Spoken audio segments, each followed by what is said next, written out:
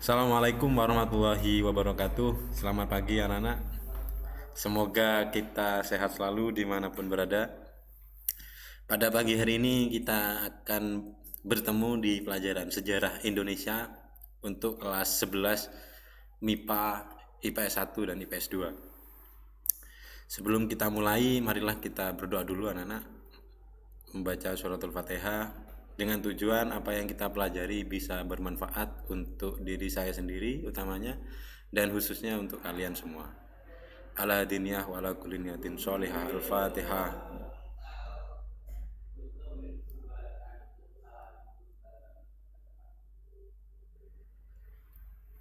Terima kasih. Selanjutnya kita ke pelajaran pada materi yang pertama anak-anak. Mungkin anak-anak sudah mendapat PowerPoint yang sudah saya kirimkan di grup kelas untuk mapel sejarah kelas 11 MIPA maupun IPS. Dilihat untuk jadi acuan kalian dalam belajar pada pagi hari ini. Ataupun yang masih belum lihat bisa membuka LKS. Yang pertama yang kita bahas adalah mengenai perkembangan kolonialisme dan imperialisme barat di Indonesia. Nah, poinnya nanti yang akan kita bahas yang pertama adalah pengertian dari kolonialisme sendiri dan imperialisme, latar belakang bangsa Eropa ke dunia timur atau ekspansinya, penjelajahan bangsa Eropa, masuknya kekuatan asing ke Indonesia, dan diakhiri dengan akibat atau ending dari kolonialisme di Indonesia pada saat itu. Nah, yang pertama yang harus kita pahami adalah apa sih kolonialisme itu dan apa sih imperialisme.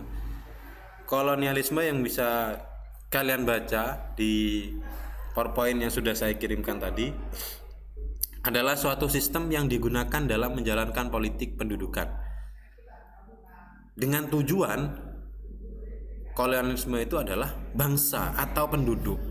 Nah, jadi sasaran mereka adalah penduduk anak-anak. Kemudian bedanya dengan imperialisme apa, Pak? Nah, kalau imperialisme itu adalah wilayahnya yang menjadi tujuan. Dengan pengertian yang ada di materi itu adalah suatu sistem penjajahan langsung dari suatu negara terhadap negara yang lain. Jadi negaranya yang dijajah, bukan hanya bangsanya, tapi negaranya juga dijajah, hasil alamnya, bahasanya, agamanya, dan lain sebagainya. Jadi semua aspek itu dalam teori imperialisme itu terkena dampaknya. Itu yang pertama. Yang kedua, nah ini latar belakang masuknya bangsa Eropa ke Indonesia. Jadi bangsa Eropa itu kenapa sih kok bisa ekspansi atau menjelajah dunia sampai ke Indonesia? Yang pertama penyebabnya adalah jatuhnya kota Konstantinopel tahun 1453 dengan penguasa Turki Utsmani. Jadi kota Konstantinopel adalah kota yang paling jaya, kota yang paling berkembang, bermaju di Eropa. Nah, kota tersebut jatuh ke tangan sekutu. Jadi mereka ibaratnya kalau bangsa kita itu bangkrut. Kenapa? Negara sebagai asupan untuk negara yang lain itu jatuh ke tangan sekutu. Kemudian yang kedua, apa penyebabnya, Pak? Kisah perjalanan Marco Polo ke dunia timur, yaitu perjalanan kembalinya Marco Polo dari negeri Cina melalui jalur pelayaran. Nah, Marco Polo itu adalah orang Eropa. Dia sering menjelajah, membuktikan bahwa bumi itu bulat. Jadi mau ya, apakah saya kalau berangkat dari titik ini nanti bisa kembali ke titik ini lagi? Nah, itu dibuktikan oleh Marco Polo. Nah, dalam perjalanan Marco Polo tersebut beliau menemukan banyak hal dan melaporkan hal tersebut kepada atasannya di Eropa sana. Akhirnya apa? Atasannya tertarik. Berarti banyak negara yang lebih adidaya daripada Eropa. Nah, yang menjadi sasarannya adalah Asia termasuk Indonesia. Akhirnya dilanjutkan berikutnya oleh oleh bangsanya yang lain, oleh orang-orangnya yang lain. Itu yang kedua. Yang ketiga, Nana, penemuan Kopernikus yang didukung oleh Galileo yang menyatakan bumi itu bulat. Nah, ini Marco Polo itu sudah berjalan, kemudian belum selesai teorinya sudah dilanjutkan oleh Galileo untuk membuktikan bumi itu bulat. Nah, bonusnya mereka tahu di mana tempat atau negara yang lebih adidaya, yang lebih makmur daripada Eropa. Dari kisahnya tersebut, yang keempat, mereka menemukan alat penentu arah atau penunjuk arah. Apa itu, Pak? Penemuan kompas. Jadi mereka bisa tahu ini barat, ini timur. Kalau di tengah laut kan kita tidak tahu mana barat, mana timur, mana utara dan selatan. Yang kita tahu, kita berjalan seperti layaknya tanpa tujuan. Kenapa? Bingung. Tidak ada penunjuk arah. Indomaret tidak ada di sana ya. Indomaret tidak ada. Jadi mereka bisa menemukan kompas untuk menentukan, oh ini barat, oh kita sedang berjalan menuju ke timur. Oh, dari mana mereka bisa menemukan hal tersebut? Dari pengalaman ketika di tengah lautan. Itu yang keempat. Yang kelima, semangat reconquista, yaitu semangat untuk menaklukkan Islam di seluruh dunia. Jadi juga bangsa Eropa itu adalah bangsa yang non-Islam. Mereka mempunyai agama sendiri. Apa agamanya? Nanti kita bahas di materi selanjutnya. Intinya mereka ini ingin menaklukkan Islam. Kenapa? Islam itu adalah agama pada saat itu yang penyebarannya pesat. Nah, akhirnya mereka, masa Islam saja yang bisa? Kenapa tidak agama saya? Jadi banyak sekali mereka yang ingin menaklukkan Islam. Dari situlah ambisi-ambisi mereka untuk melanjutkan perjalanan menguasai negara-negara di daerah timur itu semakin besar. Nah, itu adalah latar belakang yang menyebabkan kenapa Eropa datang ke Indonesia. Selanjutnya ini yang menjadi pelopor siapa, Pak, negara-negara di Eropa itu? Yang pertama adalah Portugis. Portugis itu mengawali perjalanannya mereka untuk mencari negara kekuasaan baru. Kenapa? Kita logikanya, anak-anak, kita mau makan saja sekarang harus bayar. Nah, Portugis ini mereka ingin makan, ingin belanja, ingin mendapatkan banyak harta itu secara gratis. Dengan cara apa? Menjajah negara lain. Itu kenapa Portugis dari latar belakang yang kita kaitkan dengan yang tadi. Kenapa kok sampai Portugis itu berani untuk melanjutkan ke negara, menguasai negara lain? Tujuannya adalah yang melatar belakangi adalah hal yang tadi. Kemudian dilanjutkan oleh Spanyol. Nah, dua negara ini adalah dua negara yang menjadi pelopor bangsa Eropa datang dan singgah di Indonesia. Selanjutnya adalah masuknya kekuatan asing. Nah, ini sudah tahap bangsa Eropa sudah datang ke Indonesia. Pengaruh dan kekuasaan kolonialisme Portugis dan Spanyol di Indonesia. Pembentukan kekuasaan kolonial dan imperialisme Belanda di Indonesia. Setelah Portugis dan Spanyol dilanjutkan oleh Belanda datang ke Indonesia. Kemudian setelah itu dilanjutkan oleh Prancis. Dan yang terakhir adalah Inggris di Indonesia. Jadi ada beberapa negara dari Eropa itu yang datang ke Indonesia untuk merasakan bagaimana sih kekayaan hasil alam yang ada di Indonesia dengan kapasitas knowledge atau pengetahuan dari manusianya itu sangat minim. Pada saat itu banyak bangsa Indonesia yang masih belum merasakan bangku sekolah, beda dengan kita sekarang. Jadi pada saat itu mudah untuk dibohongi. Kenapa kok orang bodoh itu mudah dibohongi? Karena tidak tahu arah. Sama dengan kompas tadi, mereka tidak tahu mana timur, mana barat, mana selatan dan mana utara. Makanya anak-anak, kalau kalian tidak mau dibohongi oleh orang lain, jangan menjadi orang yang tidak berilmu. Belajarlah. Ini pesannya di situ. Ini adalah pengaruh dan kekuasaan kolonialisme Portugis di Indonesia.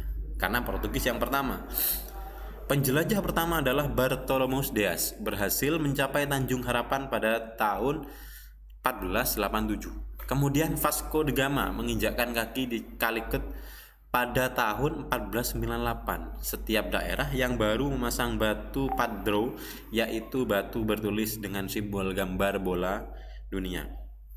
Jadi orang dari Eropa yang pertama kali menginjakkan kaki atau berhasil mencapai sampai ke Indonesia itu adalah Bartholomeus Dias pada 1487. Sebelum yang kita kenal sekarang zaman kolonialisme, penjajahan dan lain sebagainya, itu Bartholomeus Dias ini sudah sampai ke Indonesia. Meskipun tujuannya hanya melakukan mencari jalan, dia adalah penemu jalan dari Eropa menuju Indonesia dan dilanjutkan oleh Vasco da Gama itu. Nah, tujuan dan upaya keberhasilan mereka mempunyai tujuan apa, Pak? Tujuan ekonomi untuk mencari keuntungan yang besar dari hasil perdagangan rempah-rempah. Kalian tahu anak-anak bahwa Indonesia adalah penghasil rempah-rempah terbaik pada saat itu di dunia. Cengkeh, kemudian bumbu-bumbu dapur kayak kunir, jamu seperti itu di Indonesia itu sangat melimpah. Di negara mereka tidak ada.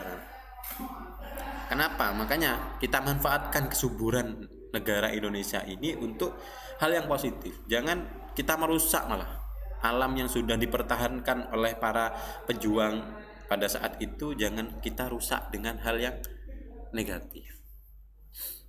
Yang B, tujuan agama untuk menyebarkan agama Nasrani. Nah, inilah yang saya maksud di awal tadi. Kenapa mereka itu ingin mengalahkan Islam, ingin menyaingi Islam. Mereka punya agama sendiri, yakni agama Nasrani, yang ingin mereka sebarkan seperti kalanya Islam. Kemudian tujuan petualangan untuk mencari daerah jajahan. Jadi pada saat itu negara yang bisa menjajah negara lain adalah suatu kebanggaan pada bangsa Eropa. Jadi menguasai wilayah perdagangan dan pelayaran di Asia Tenggara. Mereka bisa menguasai negara lain, itu adalah kebanggaan dan prestasi bagi mereka. Ini jangan sampai kalian tiru anak-anak. Jadi menguasai orang lain atau menjajah orang lain itu tidak baik sebenarnya. Kenapa tidak mencari hal yang baik, yang lebih baik lagi daripada menjajah? Kita bisa kan sharing, kita bisa kan berkolaborasi daripada kita membunuh atau menjajah orang tersebut. Nah, ini dilanjutkan dari tadi kan sudah ada Bartholomeus Dias, Vasco da Gama, dan ini Alfonso de Albuquerque bersama armadanya berhasil menaklukkan Malaka. Kalau sekarang dikenalnya oleh Maluku anak. Kalau dulu masih Malaka pada tahun 1511 dan sekarang sudah terkenal dengan Maluku. Bersahabat dengan Ternate pada saat itu. Jadi mereka sudah datang dan masuk ke Indonesia pertama kali menginjakkan kaki di Malaka. Ini adalah gambaran peta yang ada di Kepulauan Maluku. Ini perjanjian Tordesillas, bangsa Spanyol berlayar ke arah barat. Para penjelajah Spanyol antara lain Christophorus Columbus melakukan pelayaran ke benua Amerika 1492 sampai 1502. Ferdinand Magellan sampai ujung selatan Amerika dikenal dengan Selat Magellan. Jadi orang ini sampai namanya itu dipakai sebagai nama selat, bukan itu sebagai kenang-kenangan beliau karena sudah sampai ke sana dan menyeberang Samudra Pasifik serta mendarat di Filipina 1521. Ini Sebastian del Cano dilanjutkan itu. Nah, ini yang paling penting anak-anak. Jadi yang harus kalian pahami bahwa tujuan dari orang Eropa, mereka membawa misi. Dalam ekspansinya termasuk ke Indonesia itu membawa misi. Apa Pak misinya? Ada 3. Kalau di SMP dulu mungkin pernah diajarkan 3G. Kalau sekarang mungkin tidak berlaku karena sudah 4G ya, Nana. Yaitu yang pertama gold, glory dan gospel. Pak, gold itu apa Pak? Gold itu mencari emas atau kekayaan. Jadi mereka itu ambisi untuk kaya, menjadi negara adidaya atau negara termaju dengan harta yang melimpah. Itu ambisinya sangat kuat. Akhirnya mereka melakukan ekspansi, melakukan penjajahan di negara-negara yang lemah, termasuk Indonesia pada saat itu. Kemudian gospel, menyebarkan agama Kristen. Tadi sudah ada Nasrani, sekarang Kristen. Jadi Eropa itu adalah negara yang non Muslim, yang ingin menyaingi Islam pada saat itu. Islam itu adalah agama yang berasal dari Timur Tengah dan meluas ke berbagai negara yang lain. Nah, perluasan atau penyebaran agama Islam itu sangat pesat. Karena apa? Teorinya orang pada saat itu, orang Islam pada saat itu menyebarkan melalui jalur perdagangan. Jadi orang berdagang sambil menyebarkan agama. Nah, akhirnya ditiru oleh orang Eropa dengan 3G tadi, gospel. Jadi mereka sekaligus melakukan penjajahan di negara-negara yang lemah. Mereka juga menyebarkan agama mereka agar bisa menyaingi Islam. Yang terakhir adalah glory, untuk mencari keharuman nama atau kejayaan. Nah, ketika negara yang ditaklukkan tersebut sudah lemah dan tidak punya apa-apa, akhirnya mereka menganggap bahwa negara yang menjajah itu adalah negara yang paling kuat. Tujuannya itu, anak-anak. Itu termasuk banyak perlawanan karena melaksanakan monopoli perdagangan, melakukan penyebaran agama, sikap Portugis yang tidak bersahabat. Jadi namanya juga logikanya kayak gini. Orang menjajah negara satu menjajah negara lain, otomatis negara yang dijajah itu akan melakukan perlawanan, tidak serta-merta menerima penjajahan, ya kan? Jadi mereka akan tidak sepakat dengan apa yang diperintahkan oleh negara yang menjajah. Ini yang perlu kalian pahami, bahwa orang yang berbuat buruk kepada orang lain tidak akan diterima serta-merta, anak. Pasti akan dilakukan perlawanan. Sampean sendiri sudah, ketika punya teman kemudian sampean pukul, orang yang sampean pukul itu tidak mungkin diam, otomatis akan melawan. Seperti itu, logikanya seperti itu, anak. Nah, ini adalah cerita atau orang-orang yang pernah melakukan ekspansi sampai akhirnya bisa menjajah Indonesia. Nanti bisa kalian baca sendiri. Saya mengambil poin-poinnya saja, Pak Musin mengambil poin-poinnya saja. Nanti selebihnya kalian bisa pelajari di PowerPoint yang sudah saya kirim. Dan nanti video ini juga kalian jadikan bahan untuk belajar di lembar kerja siswa. Sekarang kita masuk ke VOC. VOC menghindari persaingan dagang antara sesama pedagang Belanda. Itu adalah tujuan didirikannya VOC. Jadi VOC itu adalah apa ya? Kalau sekarang itu adalah organisasi perdagangan pada saat itu yang mendunia. VOC adalah lembaga atau organisasi perdagangan yang sudah mendunia. Tujuannya apa didirikannya VOC? Termasuk yang pertama tadi, menghindari persaingan antar sesama pedagang di Belanda. Awalnya itu. Jadi VOC itu adalah buatannya atau bentukannya Belanda yang nanti diterapkan di Indonesia atau di negara jajahan yang lain. Bisa dipahami anaknya ya. Kemudian monopoli rempah-rempah di Hindia Timur, menghadapi persaingan dengan para pedagang asing, menghadapi kerajaan-kerajaan di Indonesia. Tujuannya didirikannya VOC adalah tersebut. Jadi mereka itu berkomplot atau bersekutu atau berserikat untuk membuat suatu organisasi yang bisa mengatur keadaan perekonomian atau perdagangan pada saat itu. Jadi di negara Indonesia terkena juga dampaknya karena kita pernah dijajah oleh Belanda pada saat itu. Ini hak-hak yang ada di dalam VOC. Hak untuk memerintahkan di negara jajahan, hak monopoli perdagangan, mencetak mata uang, memiliki angkatan perang sendiri, memiliki senjata, mengadakan perjanjian dan mengumumkan perang. Jadi di dalam VOC itu orang-orang Belanda yang masuk ke dalam organisasi tersebut itu memiliki hak-hak tersebut, memerintah di jajahan.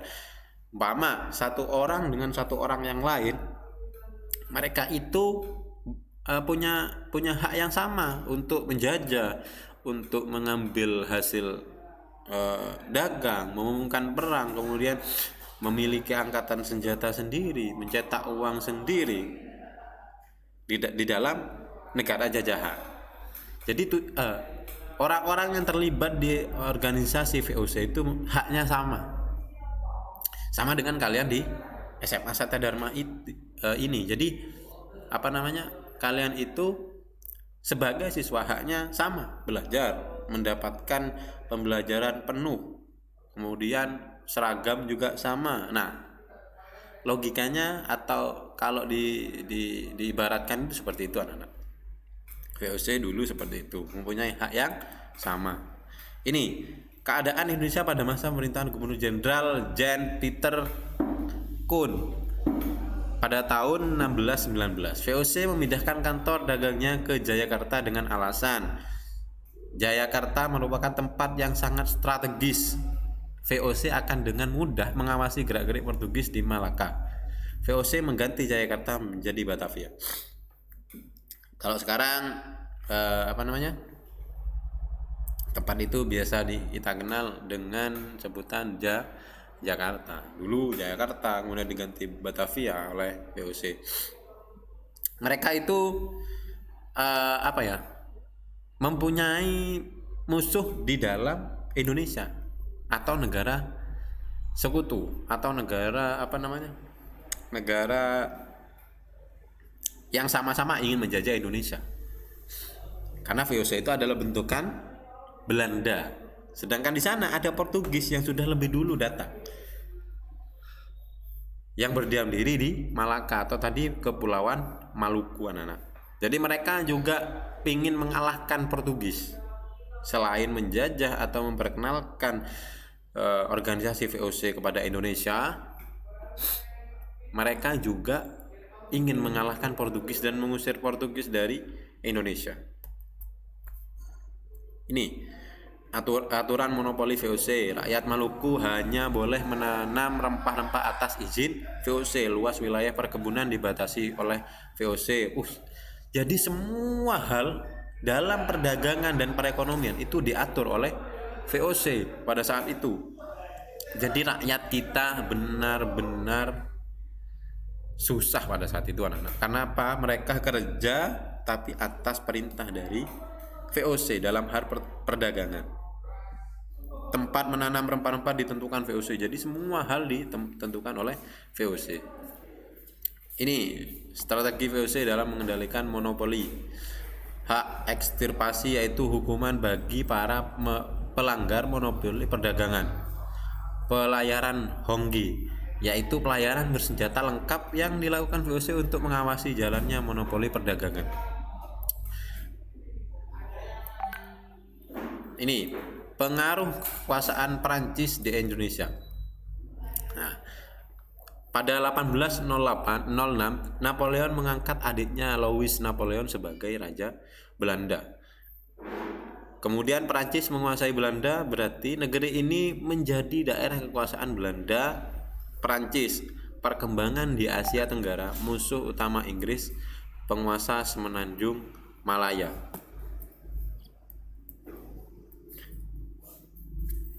Ini yang paling penting anak-anak, yaitu pengaruh kolonialisme dan imperialisme Inggris di Indonesia. Inggris mendirikan Kongsi Dagang EIC pada tahun 1600. Louis Napoleon mencopot kedudukan Dauntless, diangkatlah Jenderal James. 3 Agustus 1811 Inggris muncul di Batavia dan tokohnya Thomas Stamford Raffles setelah berhasil merebut seluruh wilayah kekuasaan Belanda di Indonesia. Inggris mengadakan perjanjian London dengan Belanda menerapkan pajak tanah dan diakhiri pada 19 Agustus 1816 menyerahkan kekuasaan atas Indonesia dari Inggris kepada Belanda. Jadi negara Belanda adalah negara yang menjadi pemenang pada saat itu. Bisa mengusir Inggris, bisa mengusir Prancis, dan bisa mengusir Portugis dari Indonesia. Makanya kenapa kita itu lebih lama dijajah oleh Belanda daripada negara-negara yang lain. Nah, ini kebijakan politik liberal dan tugas berat menyelamatkan Belanda dari kebangkrutan adalah adanya kebijakan konservatif, misalnya tanam paksa. Tokohnya adalah Van der Bos. Pada saat itu VOC utamanya sudah mengalami hampir bangkrut. Kenapa? Di dalam tubuh VOC itu orang-orangnya banyak yang melakukan korupsi. Mereka kenapa? Yang sudah saya terangkan tadi di awal, bahwa orang atau anggota yang ada di VOC itu memiliki hak yang sama. Akhirnya mereka memanfaatkan hak tersebut untuk melakukan pelanggaran yang dilarang oleh organisasi sebenarnya. Contohnya apa? Mereka melakukan korupsi. Mereka melakukan pengambilan jatah yang seharusnya dibuatkan untuk organisasi dibuat untuk pribadi mereka sendiri. Kenapa? Haknya sama. Ibaratkan kalian sekolah tadi, jadi bayar SPP-nya sama, kemudian seragamnya pun sama, yang satu putih yang lain juga putih, seperti itu. Jadi itu dimanfaatkan oleh organisasi, oleh orang yang ada di organisasi VOC untuk melakukan pelanggaran. Loh, wong kita sama kok, dalam satu organisasi kita sama haknya. Siapa yang mau memarahi kita? Siapa yang mau melarang? Nah, akhirnya dari pelanggaran-pelanggaran tersebut VOC mengalami kebangkrutan. Dan akhirnya diadakan kegiatan tanam paksa ini yang dipelopori oleh Van der Bos pada saat itu untuk menyelamatkan biar Belanda atau VOC itu tidak bangkrut. Nah, ini apa sih yang melatar belakangi tanam paksa itu? Yang pertama adalah Belanda terlilit hutang. Belanda banyak mengeluarkan anggaran. Dalam tubuh VOC sudah amburadul. Dalam tubuh VOC sudah banyak orang yang melakukan pelanggaran. Akhirnya anggaran yang sudah ditata dalam organisasi tersebut sudah tidak sesuai dengan kesepakatan. Yang seharusnya sekian miliar, sekian triliun sudah melebihi dari itu. Kenapa? Banyak orang yang melakukan korupsi, banyak orang yang tidak sesuai dengan aturan awal. Ini tujuan untuk mendapatkan keuntungan yang sebesar-besarnya. Jadi ini bukan taman ya, tapi tanam. Pak Husin salah ketik. Latar belakang atau tujuan tanam paksa adalah mendapatkan keuntungan yang sebesar-besarnya. Jadi mereka ingin menghabiskan tenaga orang yang melakukan penanaman pertanian atau perkebunan pada saat itu, tapi mereka tidak dibayar, tidak digaji. Hasilnya harus disetorkan seluruhnya kepada Belanda pada saat itu untuk menolong biar Belanda itu atau VOC itu tidak bangkrut. Dengan aturan apa ini? Rakyat menyerahkan 1/5 tanahnya untuk ditanami perdagangan ekspor. Tanah bebas pajak. Waktu mengerjakan tanaman tidak boleh melebihi waktu tanam padi. Jika ada kelebihan hasil diselenggarakan kepada rakyat. Penduduk yang tidak punya tanah harus mengganti dengan bekerja di perkebunan pemerintah selama 66 hari. Jadi orang yang kaya pada saat itu diambil hartanya oleh Belanda. Diambil hasil alamnya oleh Belanda. Sedangkan orang yang tidak punya harta pada saat itu menjadi buruh atau menjadi orang yang disuruh-suruh pada saat itu. Jadi yang satu sumbang atau diperas tenaganya, yang satu diperas hartanya. Tuh, ini pelaksanaannya. dilakukan dengan aturan yang cukup berat masih sering diselewengkan. Akibat bagi rakyat Indonesia tidak ada kesempatan untuk mengerjakan sawah ladang sendiri. Warga desa banyak menjadi perampok. Bagi negara Belanda mendatangkan keuntungan yang sangat besar. Ini akibat dari kegiatan tanah paksa itu, bahwasannya Indonesia itu warga kita atau orang-orang negara Indonesia itu tidak bisa memaksimalkan di ladangnya sendiri. Mereka lebih fokus pada ladang VOC atau Belanda. Kalau tidak seperti itu, kenapa Pak? Mereka akan disiksa. Aturannya seperti itu anak-anak. Karena kita adalah negara jajahan Belanda pada saat itu. Kemudian warga desa banyak yang jadi perampok. Jadi sudah kepepet ekonomi, ya kan? Kita sudah capek, tidak diberi makan dan lain sebagainya. Akhirnya pikiran yang muncul adalah menindas orang yang lebih lemah daripada kita, yaitu dengan cara merampok. Jadi kita mendapatkan hal negatif dari adanya tanah paksa ini. Sedangkan VOC atau Belanda itu sangat banyak keuntungannya.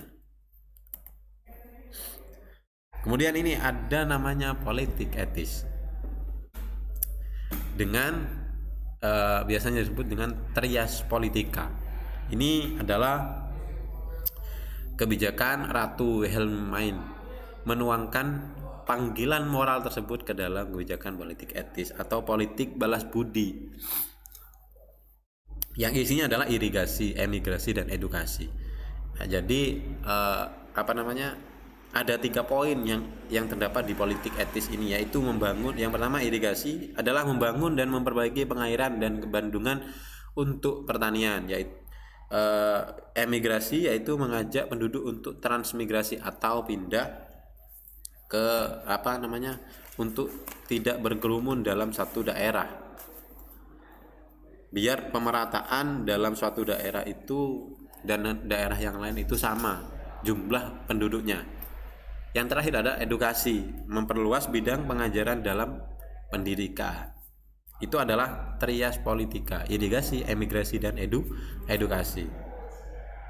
Ini tokoh yang menulis tentang hal tersebut, tentang kebijakan trias politika atau politik etis adalah Max Havelaar Douwes Dekker dengan nama samaran Multatuli. Ini jadi orang-orang Eropa atau orang-orang dari negara-negara Barat itu ketika menulis mengkaji Indonesia itu memakai nama samaran biar tidak ketemu aslinya dia siapa pada saat itu. Karena banyak orang Indonesia yang menganggap, yang mengklaim bahwa orang-orang yang dari Eropa itu mempunyai misi yang sama. Sebenarnya tidak. Jadi di sana pun banyak orang yang sebenarnya membela Indonesia, cuman tidak dipublikasi dalam sejarah. Banyak, sangat minim sejarahnya yang ditulis tentang orang-orang Eropa yang mendukung sebenarnya untuk Indonesia itu bisa merdeka, termasuk orang-orang penulis ini. Ini adalah dampak dari terjadinya kolonialisme dan imperialisme di Indonesia dalam hal politik, sosial, ekonomi, kebudayaan. Politik penjajah ikut campur dalam urusan kerajaan di Indonesia, menegaskan langkah ingin menguasai wilayah Indonesia dan menerapkan politik divide et impera, berlakunya hukum-hukum kolonial.